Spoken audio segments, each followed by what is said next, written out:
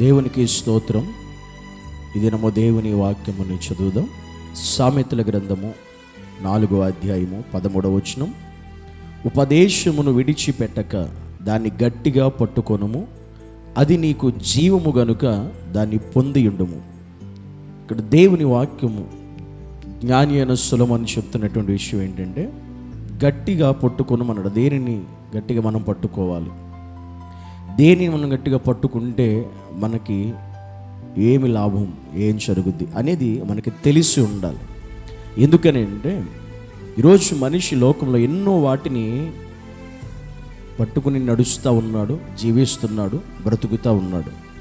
అయితే దేవుని సన్నిధిలో ఈరోజు మనం తెలిసిన ప్రాముఖ్యమైన విషయం ఏంటంటే, మనం మన జీవితంలో కొన్నిటిని చాలా గట్టిగా పట్టుకుంటాం. ఎందుకని? అవి మనకి దూరం కాకూడదని, అవి మనకి విడిచిపోకూడదని. ఒకవేళ మన జీవితం అవి మేము చేజార్చుకుంటామేమో అనే ఉద్దేశంతో కొన్ని వాటిని మనం గట్టిగా పట్టుకుంటాం. ఎగ్జాంపుల్గా, ఉదాహరణగా కొన్ని విషయాలు మనం జ్ఞాపకం చేసుకుంటే, ఇప్పుడు మనం పిల్లలే చిన్నపిల్లలుగా ఉన్నప్పుడు వారు ఎక్కడికన్నా మనం ప్రయాణం చేస్తున్నప్పుడు వారిని మన చేత్తో చాలా గట్టిగా పట్టుకుంటాం. ఎందుకంటే మన కడుపున పుట్టిన బిడ్డలు కనుక వారు ఎక్కడన్నా తప్పిపోతారేమో, జారిపోతారేమో అని భయంతో వారిని చాలా గట్టిగా పట్టుకుని మనం తీసుకువెళతాం. అలాగే మనకున్నటువంటి డబ్బును కూడా, ధనాన్ని కూడా మనం చాలా జాగ్రత్తగా వాటిని గట్టిగా పట్టుకుంటాం. ఎందుకంటే అవి పోతాయేమో భయం. ఒకవేళ అవి మన దగ్గర లేకపోతే, పోగొట్టుకుంటే మన జీవితంలో అవ్వలసిన పనులు అవ్వో, వెళ్ళవలసిన చోటికి వెళ్ళలేం, చేయవలసిన వాటిని చేయలేం అనే భయంతో మన దగ్గర ఉన్నటువంటి మనకి సంబంధించిన వాటిని గట్టిగా పట్టుకుంటాం. మన పిల్లలు కావచ్చు, మనకున్న ధనం కావచ్చు, మనకున్న వస్తువులు కావచ్చు, కొన్నిటిని మనం చాలా జాగ్రత్త గట్టిగా పట్టుకుంటాం. వాటిని కోల్పోకుండా, జారిపోకుండా, వాటిని దక్కించుకోవడానికి, వాటిని కాపాడుకోవడానికి. వాస్తవంగా ఈ లోకంలో మనం మనకు అవసరమైన వాటిని, మన అవసరాలు తీర్చేటువంటి వాటిని అంతలా మనం గట్టిగా పట్టుకుని వాటిని మనం కాపాడుకునేటప్పుడు వాక్యం చెబుతుంది, జ్ఞాని అయిన సొలొమోను అంటున్నాడు, మీరు ఉపదేశాన్ని గట్టిగా పట్టుకోవాలి అని చెప్తున్నాడు. ఎందుకనంటే మనకెందుకన్నా మనసు ఉండదు, మనకెందుకన్నా ఆలోచన రాదు. ఒకవేళ నేను దేవుని నమ్మిన బిడ్డగా, దేవునిలో ఎందుకని నేను కూడా ఎక్కడ నేను మత్తులో ఉంటే, ఎక్కడ నేను నిద్రపోతే, ఎక్కడ వేరే పరిస్థితిలో ఉంటే నేను కూడా దేవుని ఉపదేశాన్ని, దేవుని వాక్యాన్ని పోగొట్టుకుంటానేమో, జార విడుచుకుంటానేమో, కోల్పోతానేమో, ఆ వాక్యం నా నుండి దూరం అవుతుందేమో అనేటువంటి మనస్సు నీకెందుకని ఉండట్లేదు, మనకెందుకని ఆ మనస్సు రాదు. చాలామంది జీవితాలు కూడా నీకు అవసరం ప్రతి దాన్ని చాలా జాగ్రత్తగా గట్టిగా పట్టుకుంటావే, మరి దేవుని ఉపదేశాన్ని, దేవుని మాటను, దేవుని వాక్యాన్ని ఎందుకని నువ్వు ఆ రీతిగా పట్టుకోలేకపోతున్నావు, ఆ రీతిగా దాన్ని హత్తుకోలేకపోతున్నావు, ఆ రీతిగా దాన్ని జాగ్రత్తగా కాపాడుకోలేకపోతున్నావు? ఇలా విని అలా వదిలేసే పరిస్థితి నీకు ఎందుకు వస్తుంది? దేవుని వాక్యాన్ని పట్టించుకోకుండే పరిస్థితులు నీకు ఎందుకు వస్తున్నాయి? దేవుని వాక్యానుసారం నువ్వు జీవించుకుండే స్థితిగతులు నీ జీవితం ఎందుకని వస్తున్నాయి అంటే, అది పోయినా పర్వాలేదేనే కదా, అది నాకు దూరమైనా ఏం కాదు అనే ఉద్దేశమే కదా. కానీ ఇక్కడ నువ్వు అలాగనుకుంటే, ఒక డబ్బున్న వ్యక్తి, ఒక ధనవంతుడే, ఒక జ్ఞానం కలిగి, ప్రపంచం అందరికంటే జ్ఞానం కలిగినటువంటి సొలొమోనే చెప్తున్న విషయం ఏంటి తెలుసా?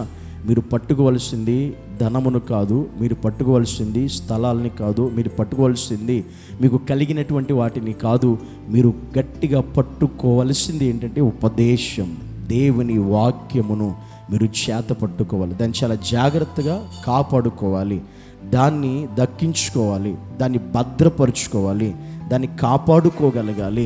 దాని కొరకు మనం దాన్ని కాపాడుకోవడానికి చాలా గట్టిగా దేవుని వాక్యాన్ని చేత పట్టుకున్న వారిగా మనం ఉండాలి.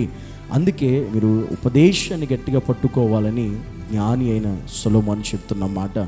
ఈరోజు మనము దేనిని పట్టుకుంటున్నాం, దేనిని గట్టిగా పట్టుకుని మన జీవితాల ముందుకు వెళుతున్నాం? ఒకసారి ఆలోచించు. నిజంగా దేవుని వాక్యాన్ని కోల్పోతున్న భయం నీలో ఉందా? దూరం అవుతున్ననే భయం నీకుందా? ఆ వాక్యాన్ని నేను అనుసరించట్లేదు అనే మనసు నీకు వస్తుందా? ఇలాంటి పరిస్థితులు నీవు ఉంటే ఈరోజు నువ్వు మాట్లాడేది దేవుడు నీతోనే. నీవు అన్నిటినీ పట్టుకున్నా కానీ దేవుని వాక్యాన్ని పట్టుకోలేకపోతున్నావు అంటే నువ్వు ఆత్మీయంగా చాలా దూరంగా ఉన్నావు దేవునికి, దేవుని వాక్యానికి, ప్రార్థన జీవితానికి, దేవుని సన్నిధికి అని అర్థం. కనుక నీవు వాక్యమును చేత పట్టుకుని దాన్ని గట్టిగా పట్టుకుని సాతాను అపవాది దాన్ని నీ నుంచి తీసుకోకుండా, నీ నుండి దొంగిలించకుండా ఉండేటట్లుగా నువ్వు దాన్ని కాపాడుకోవాలి. యేసుక్రీస్తు చెప్పిన ఉపమానం మనకు బాగా తెలుసు కదా. విత్తువారి ఉపమానంలో కొన్ని విత్తనాలు త్రోవ పక్కన పడ్డాయి, కొన్ని విత్తనాలు ముండ్ల పొదలో పడ్డాయి, కొన్ని విత్తనాలు ఆకాశ పక్షులు వచ్చి ఎత్తుకుని వెళ్ళిపోయాయి, కొన్ని విత్తనాలే మంచి నేలను పడ్డాయని.